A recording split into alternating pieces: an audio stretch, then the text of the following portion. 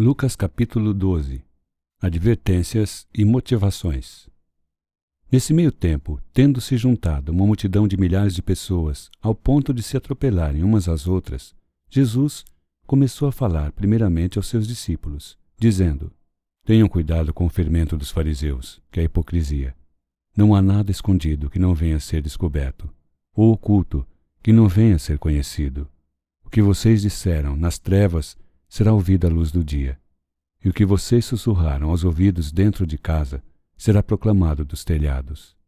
Eu lhes digo, meus amigos, não tenham medo dos que matam o corpo e depois nada mais podem fazer. Mas eu lhes mostrarei a quem vocês devem temer. Temam aquele que, depois de matar o corpo, tem poder para lançar no inferno.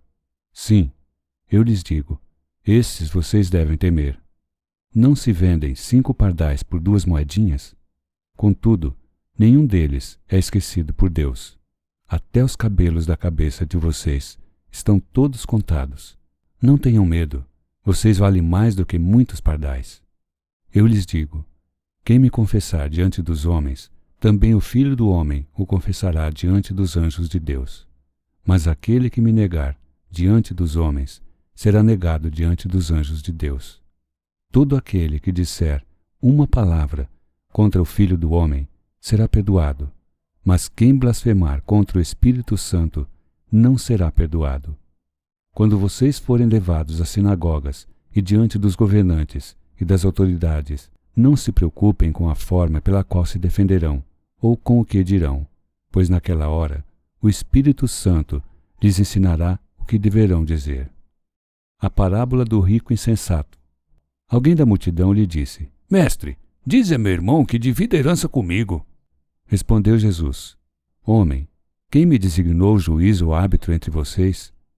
Então lhe disse: Cuidado, fiquem de sobreaviso contra todo tipo de ganância. A vida de um homem não consiste na quantidade dos seus bens. Então lhes contou esta parábola. A terra de certo homem rico produziu muito. Ele pensou consigo mesmo: O que vou fazer? Não tenho onde armazenar minha colheita. Então disse: Já sei o que vou fazer. Vou derrubar meus celeiros e construir outros maiores, e ali guardarei toda a minha safra e todos os meus bens. E direi a mim mesmo: Você tem grande quantidade de bens, armazenados para muitos anos. Descanse, coma, beba e alegre-se. Contudo, Deus lhe disse: Insensato, esta mesma noite a sua vida lhe será exigida. Então quem ficará com o que você preparou? Assim acontece com quem guarda para si riquezas, mas não é rico para com Deus. As preocupações da vida. Dirigindo-se aos seus discípulos, Jesus acrescentou: Portanto, eu lhes digo, não se preocupem com sua própria vida, quanto ao que comer, nem com o seu próprio corpo, quanto ao que vestir. A vida é mais importante do que a comida, e o corpo mais do que as roupas. Observem os corvos, não semeiam, nem colhem, não têm armazéns, nem celeiros. Contudo, Deus os alimenta. E vocês têm muito mais valor do que as aves. Quem de vocês, por mais que se preocupe, pode acrescentar 1 hora que seja a sua vida? Visto que vocês não podem sequer fazer uma coisa tão pequena, por que se preocupar com o restante? Observem como crescem os lírios. Eles não trabalham nem tecem. Contudo, eu lhes digo que nem Salomão, em todo o seu esplendor, vestiu-se como um deles. Se Deus veste assim a erva do campo, que hoje existe e amanhã é lançada ao fogo, quanto mais vestirá vocês, homens de pequena fé. Não busquem ansiosamente o que comer ou beber. Não se preocupem com isso, pois o mundo pagão é que corre atrás dessas coisas. Mas o Pai sabe que vocês precisam delas.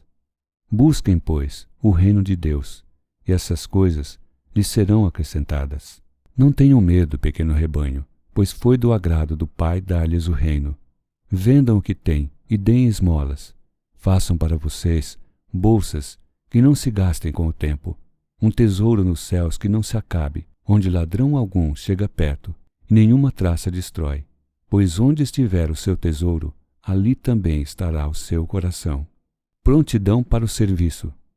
Estejam prontos para servir e conservem acesas as suas candeias. como aqueles que esperam seu senhor voltar de um banquete de casamento, para que quando ele chegar e bater, possam abrir-lhe a porta imediatamente. Felizes os servos, cujo senhor os encontrar vigiando, quando voltar. Eu lhes afirmo que ele se vestirá para servir, fará que se reclinem à mesa e virá servi-los. Mesmo que ele chegue de noite ou de madrugada, felizes os servos que o Senhor encontrar preparados. Entendam, porém, isto: se o dono da casa soubesse a hora em que viria o ladrão, não permitiria que a sua casa fosse arrombada. Estejam também vocês preparados, porque o Filho do Homem virá numa hora em que não o esperam. Pedro perguntou: Senhor, estás contando esta parábola para nós ou para todos? O Senhor respondeu: Quem é, pois, o administrador fiel e sensato, a quem seu senhor encarrega dos seus servos, para lhes dar sua porção de alimento no tempo devido? Feliz o servo a quem o seu senhor encontrar fazendo assim quando voltar.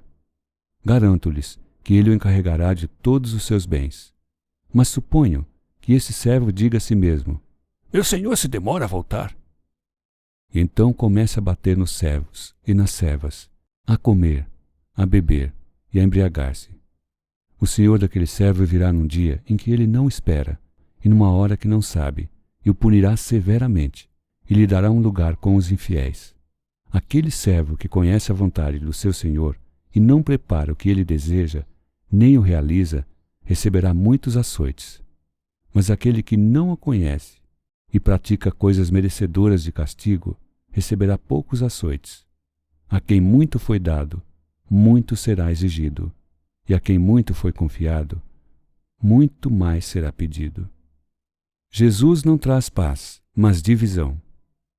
Vim trazer fogo à terra, e como gostaria que já estivesse aceso, mas tenho que passar por um batismo, e como estou angustiado até que ele se realize. Vocês pensam que vim trazer paz à terra? Não.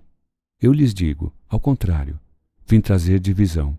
De agora em diante, haverá 5 numa família, divididos uns contra os outros, 3 contra 2 e 2 contra 3.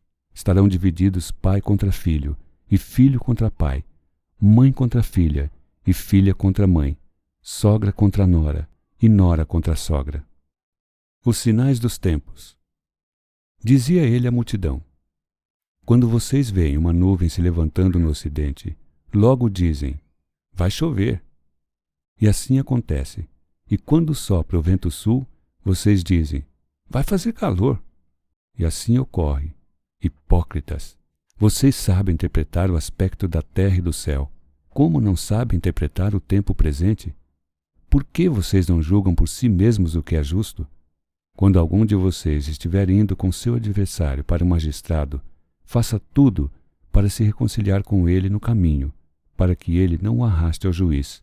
O juiz o entregue ao oficial de justiça, e o oficial de justiça o jogue na prisão. Eu lhe digo que você não sairá de lá enquanto não pagar o último centavo.